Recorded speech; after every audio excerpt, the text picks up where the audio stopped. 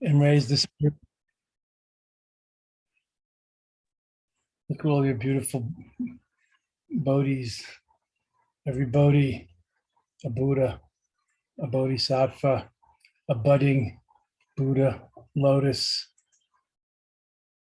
Sometimes people tell me, Buddha never taught that we're all Buddhas.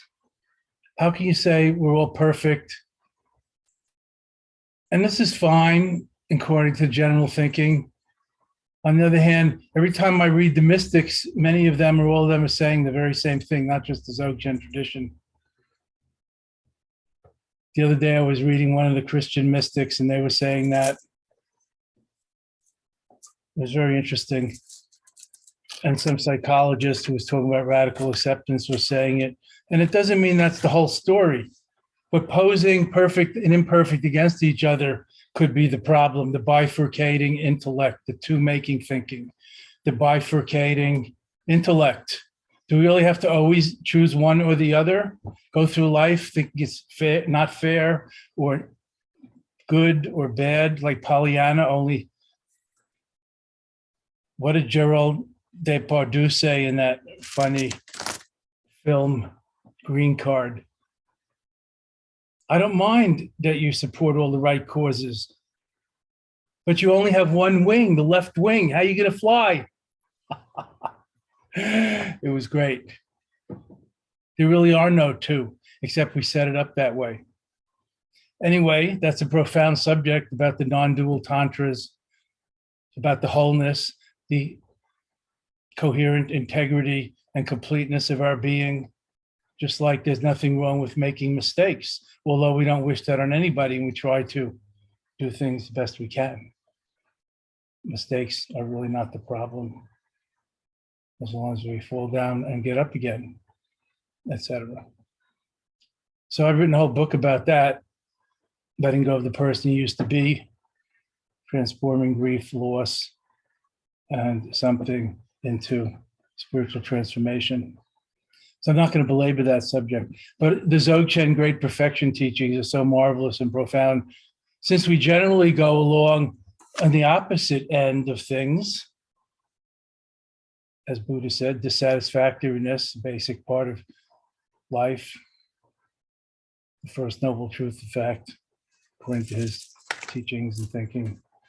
It's not bad to balance it with a little of the other, the mystic, the wholeness, the oneness understanding. So we can see unity even in diversity and not just black and white or Pollyanna or glad hand, everything. So we can see the 3/4 of the glass that's full, as I like to say, rather than the half that's empty. Just another metaphor. There's no glass. There's just the flow. You can put a glass in the Ganges and you'll have a glass of water, but it doesn't change the Ganges at all. Take the glass out, same Ganges. So that's a metaphor of the Tao, the great flow. What animates us, for lack of a better term, the great Tao, the life force, the pure spirit. My brother's a scientist, professor, biomedical engineer. He's a high mathematician. And I was talking to one of his friends, and his friend has written books about math and theory and is a bit philosophical. And he said, numbers are the basic building blocks of the world and of life, of the whole universe and of life. And I said, oh, that's really interesting. You know, I don't really get numbers. I get words and rhyme and nuance, and etc. And I hear you, and I'm interested in your way of thinking. It's very interesting. I never really think of it that way. But wouldn't you agree that somebody else might say that spirit is the basic fundamental of the universe, or somebody else might say energy, or somebody else might say God? So how can you say numbers? He says, yes, yes, yes, yes, but it's all about numbers at the bottom of it. So, okay.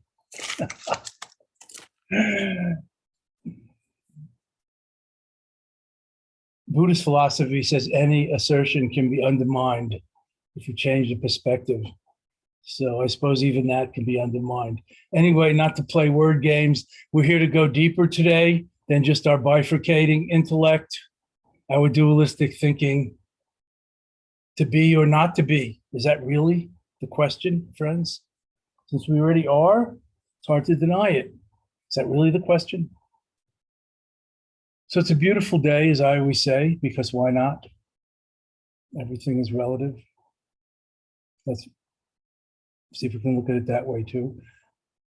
As it says in the Laughing Vajra Tantra, Hey Vajra Tantra, we are all Buddhas by nature. It's only temporary obscurations which veil that fact. So there's that story too, as well as the dissatisfactoriness of life and the path and progress and working to become better people, striving for a better world. Of course, both at the same time, not either or. One should never talk about their visions, mystical experiences, attainments, achievements, and one rarely does if one knows what one is up to in the spiritual life, in the spiritual world. However, one day I realized, I'm just going to blurt this out like in English, make it what you will. There really are no two. And when I think about it, of course, unity and diversity suggest that there's not just one alone either. These are profound matters. If we look into the non-dual tantras, the Dzogchen and Mahamudra teachings of Tibet, the Advaita Vedanta, oneness teachings of the sublime supreme self or being in Hinduism, mystic Islam called Sufism, mystic Judaism, the Kabbalah, and so on, Taoism, wherever we look, there it is. It's self-evident, to quote the Buddhist pioneer in the West, Trungpa Rinpoche. It's self-evident, yet we overlook it. It's too close, so we overlook it. It's right under our noses. And with a nose like mine, it's easy to not see what's under it.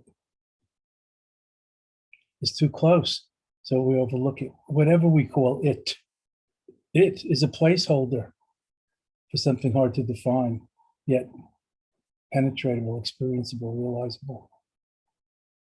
It's too close, so we overlook it. It's not outside ourselves, so we can't get it anew. We can't shop for it. We can't order it on Amazon.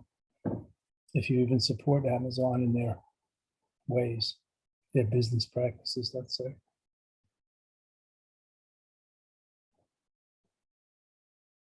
It's too close, so we overlook it.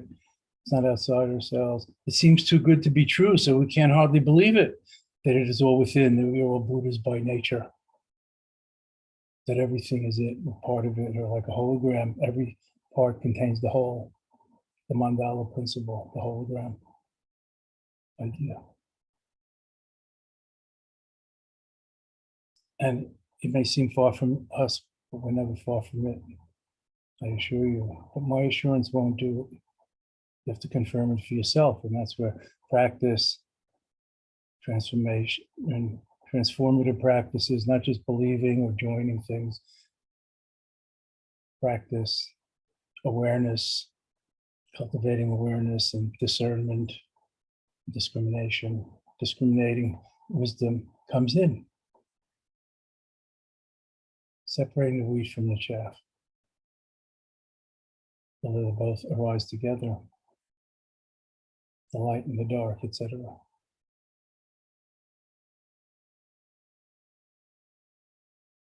The Dzogchen tradition, especially as taught by my late, great Guru Dudjom Rinpoche, my finger's pointing to there next to the Dalai Lama and the 16th Karmapa. It's hard to do this backwards. Dudjom Rinpoche, the late, great leader, master, head Lama of the Dzogchen tradition, of the ancient ones, the elders, the Nyingma tradition of Tibet, author of the history of Buddhism in Tibet and 20 other books, poet, master, visionary, loving, compassionate, gentle grandfather, such a marvelous teacher and poet. You can read so many of his books, even in English. I'm looking around. Oh, here's a good one. Buddhahood without meditation. Oops, it's upside down. Never mind. That doesn't really help either. Now it looks back to front. Anyway, don't read it. It's hard to understand that one. It's by his predecessor, Dujimlink, but never mind. There are Pith Instructions, books of his. There's Hard Advice by Dujim Rinpoche. That's worth recommending. So many things we can learn from these great masters. As he always used to say, not just Buddhahood, Magam Sanjay. He's not talking about Buddhahood, getting to Buddhahood without meditation. He's talking about the innate great perfection, whether you meditated or not, the uncorruptible innate luminosity, so-called clear light, the innate luminosity, Dharmakaya, of reality. The Godhead, in Western English mystic terms. The pied-à-terre of God in us, in each of us, in all of us. Unfortunately, we look for that in all the wrong places, like looking for love in all the wrong places. And we look everywhere for it except where it can most directly be found, which is within oneself. Doesn't mean you can't find it in others. It's in each of us and all of us. Sometimes intimate relations help us to realize it by seeing it in another reflects that part of ourselves. And by feeling the love and mutual reciprocity, they see it in us. So we start to see it a little more in ourselves. That's why an intimate relationship, an honest, true, intimate relationship can be as revealing as any guru-disciple relationship.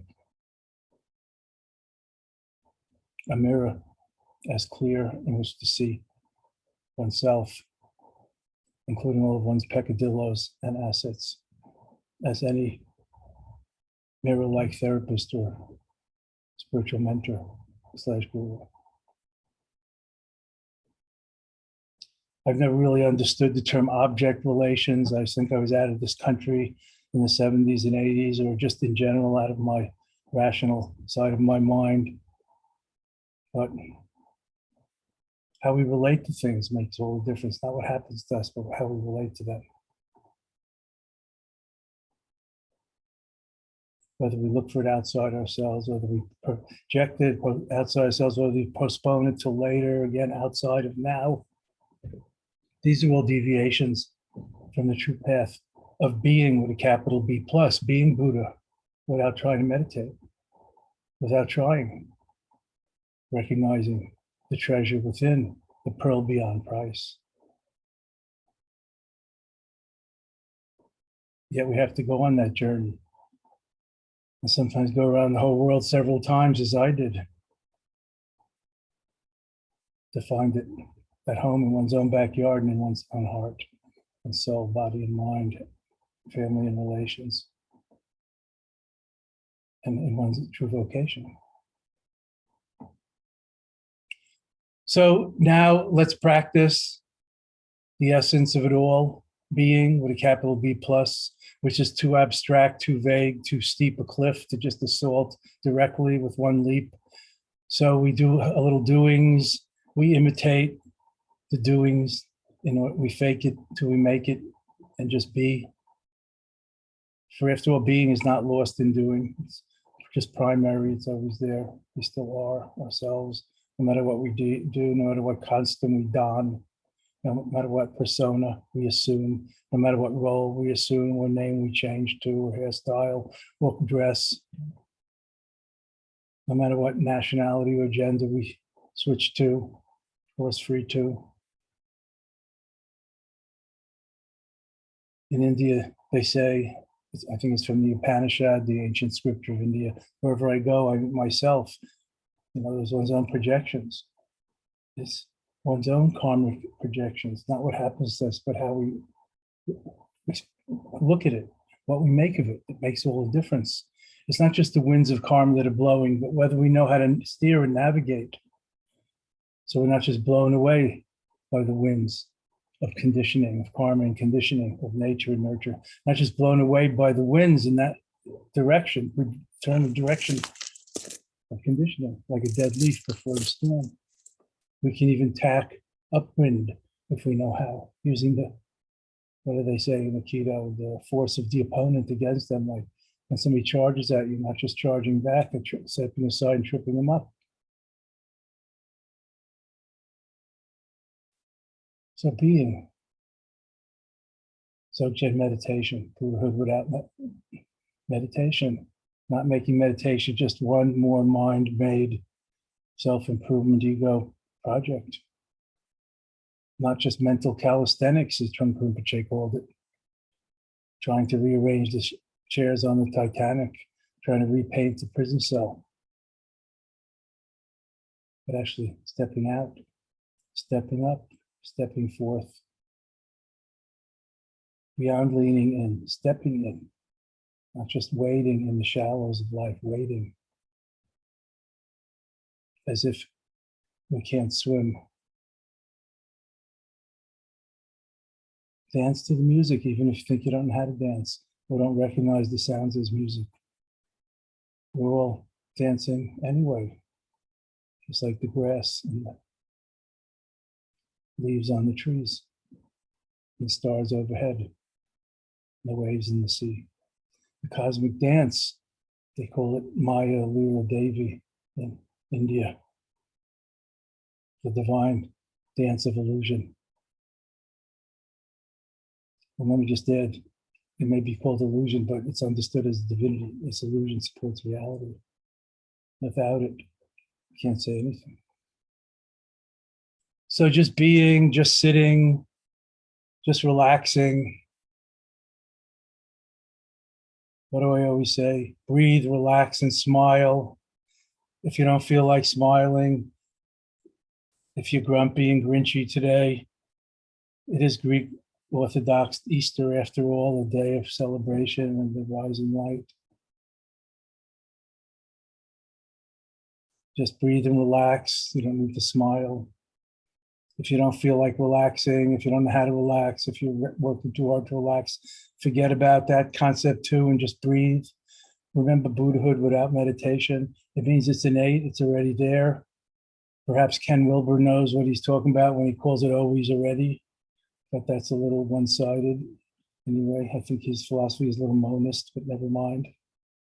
To each his own. He's a good friend of mine, and we often discuss and debate these things and, mentally arm wrestle about it. Roger Walsh's best friend, the author of Pundit Ken Wilber. Just breathe. If you don't feel like doing that, then don't. Forget about even that and just be. See what happens.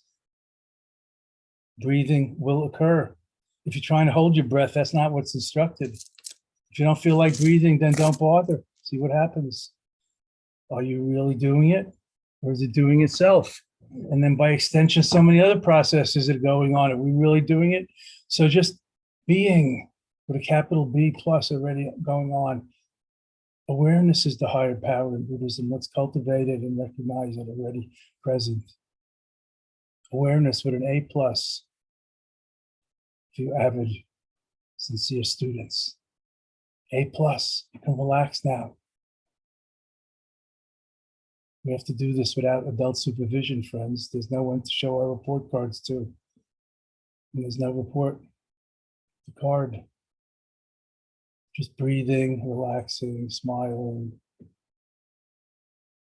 enjoying this sun, day. What a gift, what a miracle. Did you produce it? I didn't. And yet it's given, it's a gift. And those who are gone from our life or from this life, let's say, no longer have it. It's a gift to appreciate while we have it. Who knows for how long, so changeable and permanent, ungraspable, great evanescence, like bubbles passing on a stream or going over a waterfall. It's so beautiful, so musical. Just sitting, just breathing, just being. Breathe, center, relax, let go, let be. This breath, only breath, this moment, only moment. Naturalness is the way, the truth, and the life, the light by which we see and are seen. Lucidity, awareness, wakefulness, attentiveness. What word should we use? It's all about intention in the relative and attention in the absolute. Pure presence, not doing it. Intending is the doing, and attending is the being, just showing up. That's it. Enjoy the natural grape confection, how sweet it is.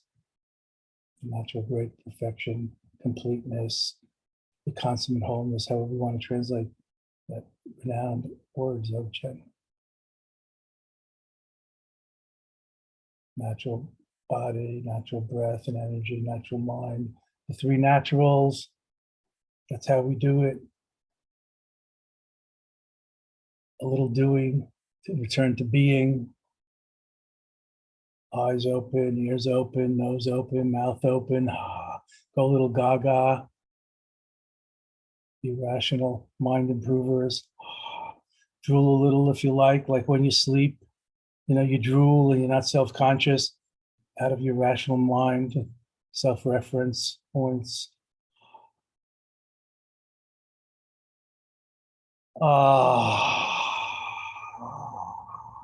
Heart open, mind open, everything open, decontracted, relaxed. Seeing things, hearing things just as they is, not as they ain't. Just this much, as Ajahn Chah used to say in Thailand. Just this much, this is it. No more, nothing missing. Just this much. One of my favorite fifth instructions.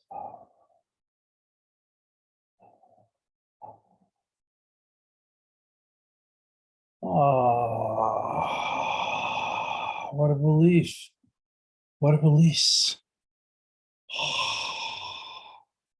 What do they say? Sit or get off the pot, something like that. What a relief.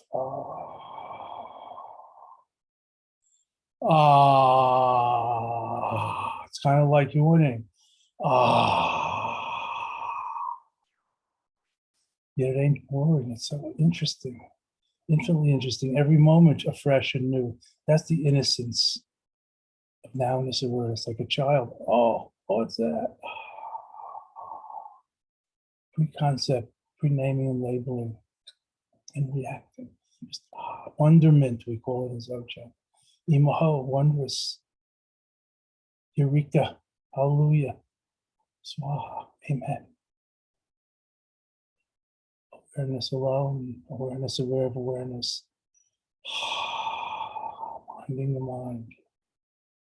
Presencing. Incandescent, lucid, luminous presence. Intention and attention. Openness and awareness inseparable in the natural meditation of the natural great perfection. Enjoy the show, the best show, the only show. Imaho, thank you.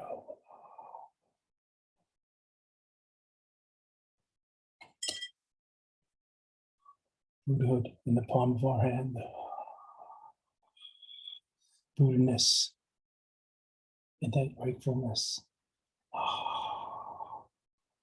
Dzogchen refuge. A true reliance or port in the storm. Imaho, way to go, friends. I love you. Thank you. Hey, yo. Imaho.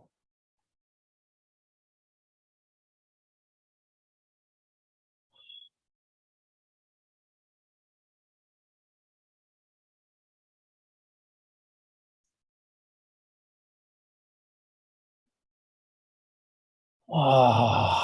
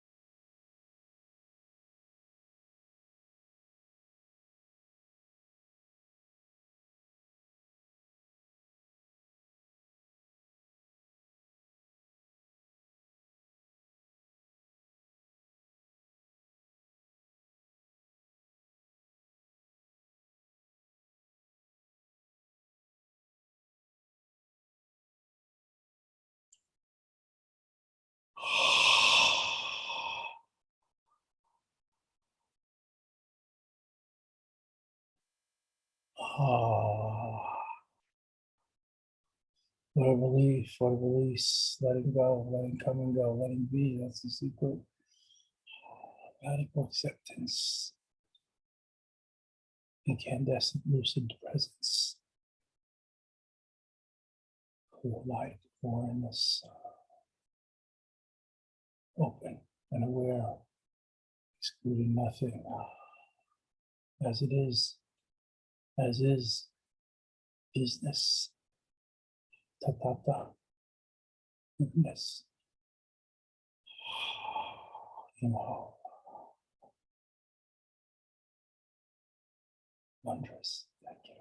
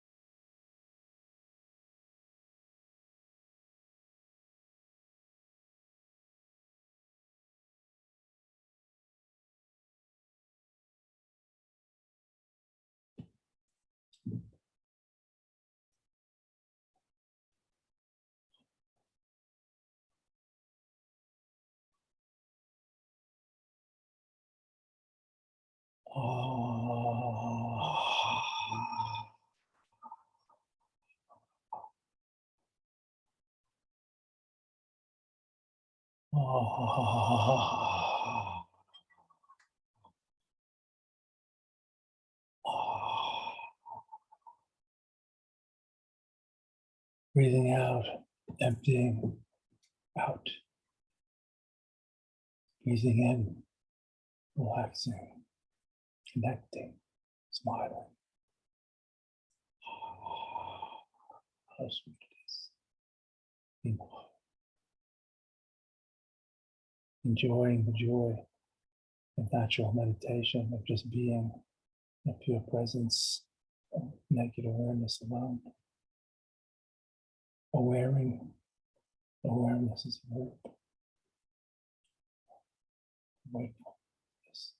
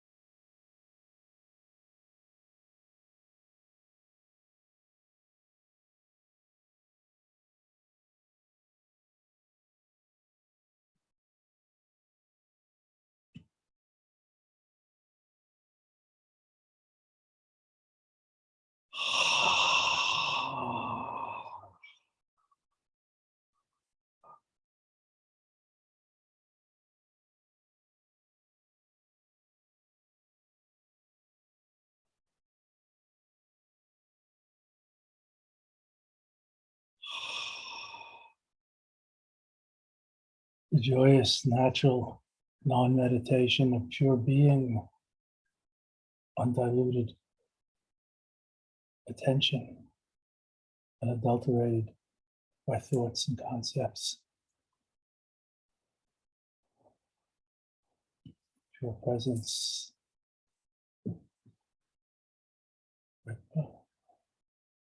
Buddha mind. Take it, big the bigger picture of the totality, the great circle, big tickly, Dharmakaya, Emerson's great, radiant, transparent, divine eyeball, the vision that informed his entire mission and work.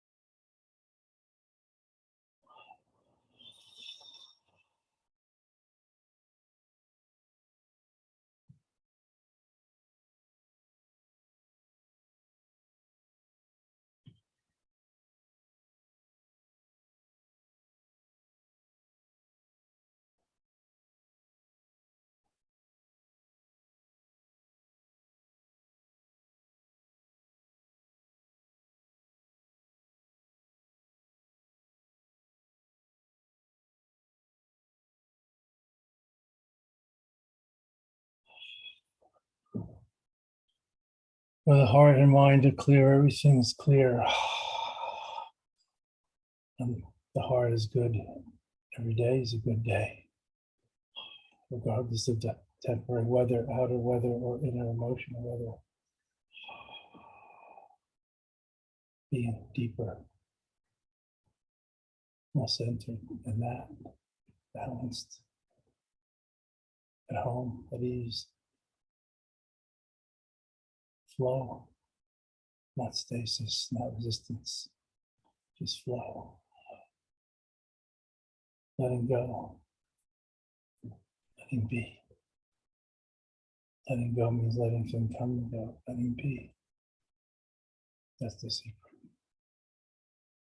As it is.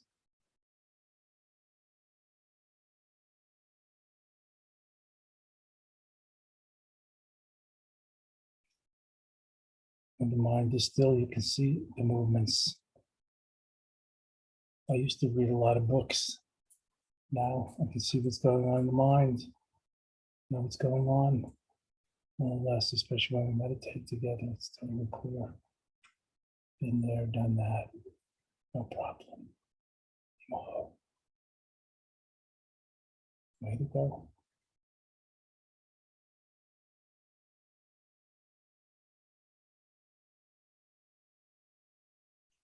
Awareness, aware of awareness. This moment. Nowness awareness is the true and fabricated, authentic Buddha within. Nothing more to remember, figure out, or accomplish.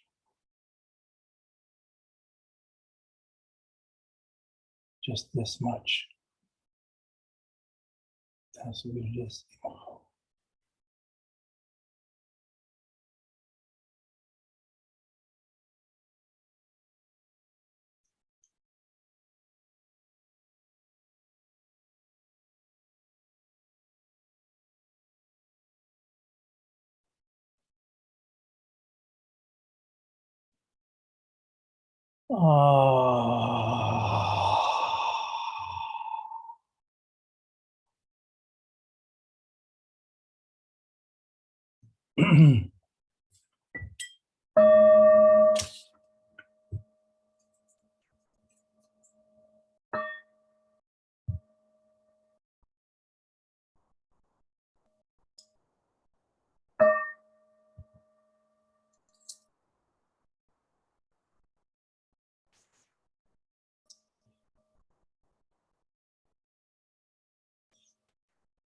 Oh, mani padme hum. Oh, mani padme hum. Oh, mani padme hum. Oh, mani padme hum. Oh, mani padme hum. Oh, mani padme hum. Oh, mani padme hum. Mantra 3 on a prayer page. Oh, mani padme hum. Om Mani Padme Hum, Om Mani Padme Hum, Om Mani Padme Hum, Om Mani Padme Hum Re, Om Mani Padme Hum Re, Om Mani Padme Hum Re, Om Mani Padme Hum, Om Mani Padme Hum, Om Mani Padme Hum. May all beings be happy, content, fulfilled, at ease, safe, free. Om Mani Padme Hum Re, Om Mani Padme Hum Re. May each of us be saying Om Mani Padme Hum Re. Om Mani Padme Hum, Om Mani Padme Hum, Om Mani Padme Hum, Om Mani Padme Hum, Om Mani Padme Hum Re. Om Mani Padme Hum Re. Wishing others well, which is loving kindness, benevolence. Om Mani Padme Hum Re. Om Mani Padme Hum, Om Mani Padme Hum, Om Mani Padme Hum. May they have whatever they want and need and aspire to. Om Mani Padme Hum Re. Om Mani Padme Hum Re. Om Mani Padme Hum Re. Om Mani Padme Hum, Om Mani Padme Hum, Om Mani Padme Hum. Love for all beings who are like our own family, who want and need same as we do, who suffer similarly. Om Mani Padme Hum Re. Om Mani Padme Hum Re. Om Mani Padme Hum Re. Om Mani Padme Hum, Om Mani Padme Hum, Om Mani Padme Hum. Compassion for all who suffer, empathizing with them, resonating with them, feeling with them, being moved to help, to collaborate. Om Mani Padme Hum Re. Om Mani Padme Hum Re. Om Mani Padme Hum Re. Om Mani Padme Hum, Om Mani Padme Hum, Om Mani Padme Hum. Equal to all. Om Mani Padme Hum Re. Om Mani Padme Hum Re. Om Mani Padme Hum Re. Om Mani Padme Hum, Om Mani Padme Hum, Om Mani Padme Hum. Om Mani Padme Hum Re. Om Mani Padme Hum Re. Om Mani Padme Hum Re. Om Mani Padme Hum. Om Mani Padme Hum. Om Mani Padme Hum. Vicarious rejoicing in others' accomplishments, merits, and virtues. Om Mani Padme Hum Re. Om Mani Padme Hum Re. Om Mani Padme Hum Re. Om Mani Padme Hum. Om Mani Padme Hum. Om Mani Padme Hum. Sympathizing with their challenges and struggles. Om Mani Padme Hum Re. Om Mani Padme Hum Re. Sharing the burden, sharing the joy too. Om Mani Padme Hum Re. Om Mani Padme Hum. Om Mani Padme Hum. Om Mani Padme Hum. Mutual reciprocity. Om Mani Padme Hum Re. Breathing in, breathing it out. Om Mani Padme Hum Re. Almost simultaneously. Om Mani Padme Hum Re. Om Mani Padme Hum. Om Mani Padme Hum. Om Mani Padme Hum. Radiant heart, radiant sun of the heart, radiant heart chakra. Om Mani Padme Hum Re. Om Mani Padme Hum Re. Om Mani Padme Hum Re. Om Mani Padme Hum. Om Mani Padme Hum. Om Mani Padme Hum. Radiant sun like a sunflower, a golden sunflower at one's heart. Om Mani Padme Hum Re. Om Mani Padme Hum Re. Om Mani Padme Hum Re, Om Mani Padme Hum, Om Mani Padme Hum, Om Mani Padme Hum. Om Mani Padme Hum Re, Om Mani Padme Hum Re, Om Mani Padme Hum Re, Om Mani Padme Hum, Om Mani Padme Hum, Om Mani Padme Hum. Peace, Shanti, harmony, Om Mani Padme Hum Re, Om Mani Padme Hum Re. Pax, Shanti, Om Mani Padme Hum Re, Om Mani Padme Hum, Om Mani Padme Hum, Om Mani Padme Hum, Om Mani Padme Hum, Om Mani Padme Hum. I think the needle's stuck in the groove. Om Mani Padme Hum, Om Mani Padme Hum, Om Mani Padme Hum, Om Mani Padme Hum. Om Mani Padme Hum, Om Mani Padme Hum, Om Mani Padme Hum, Om Mani Padme Hum, Om Mani Padme Hum, Om Mani Padme Hum,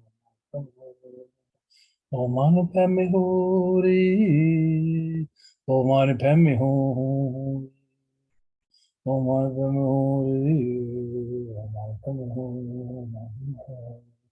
May I be the bodhisattva of children, I be the dogs, Om Mani Padme Hum Re, Om Mani Padme Hum Re. Blessings to one and all.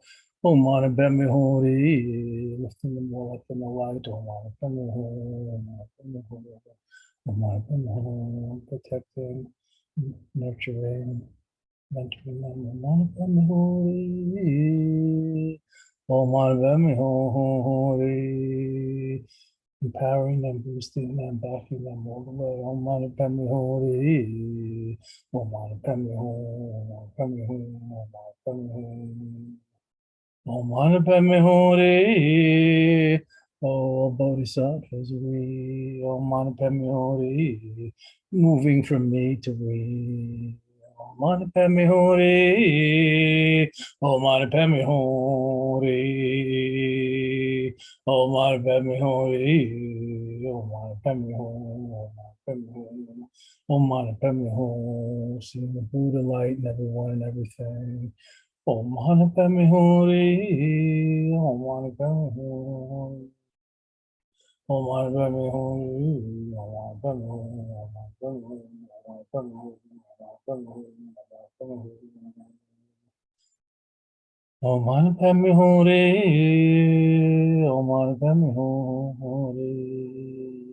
Om Mani Padme Hum Re, Om Mani Padme Hum, Om Mani Padme Hum, Om Mani Padme Hum, Om Mani Padme Hum.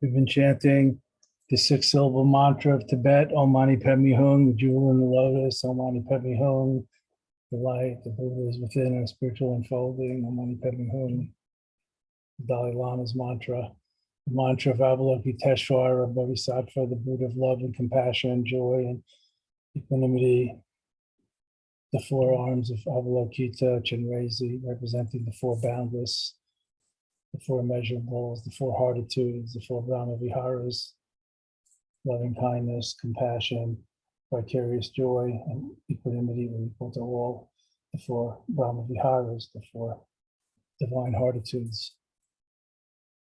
represented by the 4 arms of Avalokiteshvara, whose statue is there on the altar, a bookshelf behind me. An androgynous figure, since there's no gender in the ultimate nature in the spirit. Kelly, could we see the page with Kempo's dedication prayer and the Millennium Prayer, please? The closure, go out singing and praying and sharing their merits and good fortunes with all. Go out singing and dancing.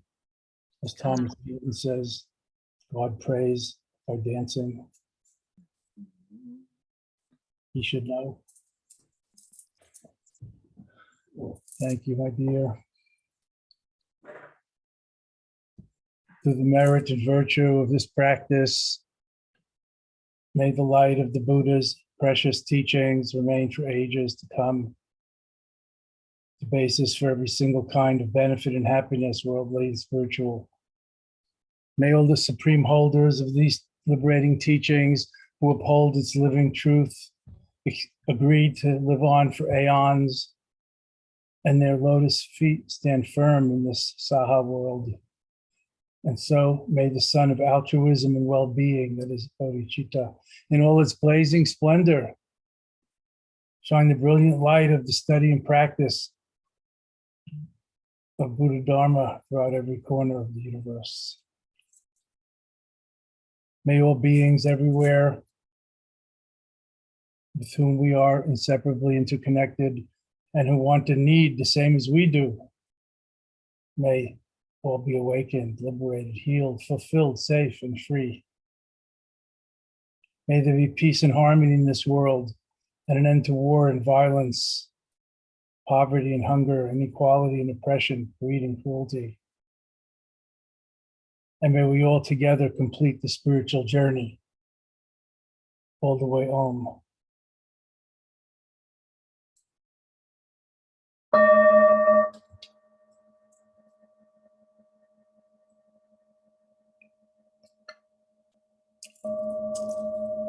Thus, the Bodhisattva vow, translated from the Japanese, they call it the four vows. Sentient beings are numberless. We vow to liberate them. Delusions are inexhaustible. We vow to transcend them. Dharma teachings, truths are boundless. We vow to master them. The Buddha's way of enlightenment is unsurpassable. We vow to embody it and pay it forward for the boundless benefit of one and all. Imaho.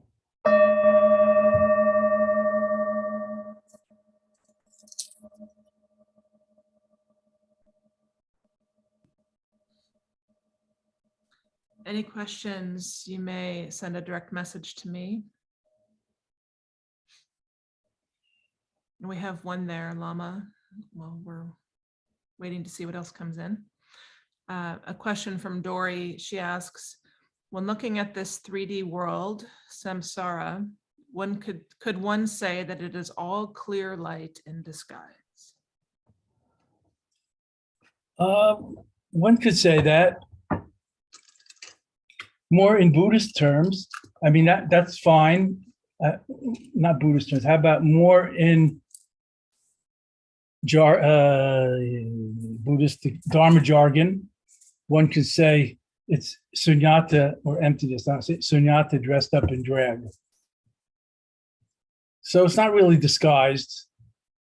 It's more like fun. It's like on Halloween. Is that a disguise or a costume for a purpose, which we remember, except when we forget.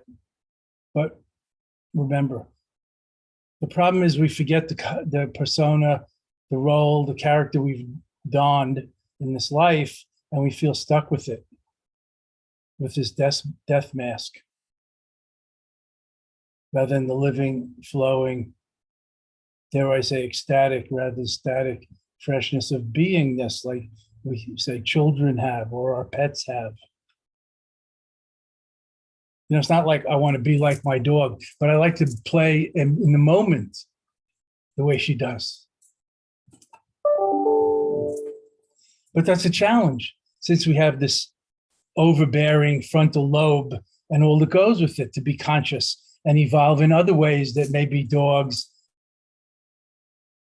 don't have going for them. Not to put dogs down. Wow.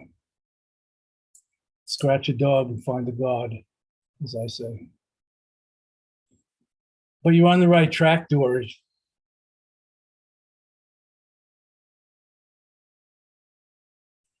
Don't fall into the dualistic thought, though, that this, 3D universe, and there might be more dimensions than three, but never mind, that this multiverse or whatever we're calling it these days is all samsara. Samsara and nirvana are inseparable, like light and dark, like heat and cold. There's no two, really. Like heaven and earth, as they say in Chinese philosophy. Do we have any other questions, Kelly? That's Kelly of Garrison, New York, ladies and gentlemen, the original. So All please, excuse me, all originals. please join us next Saturday or whenever it is coming soon. I think it's Saturday, 9 to 4 Yes. in our day-long retreat. Please join us. It'd be nice to get together and practice. And we're still trying to see what the COVID variants and science and protocols are up to and assess how best and safest and practically to get together. I think we're planning for our first in-person get-together weekend in the Boston area around the weekend of July 15th in the Boston area. So think about that in your calendar and your plans. In person. In person. It'd be nice to get together and see each other in person.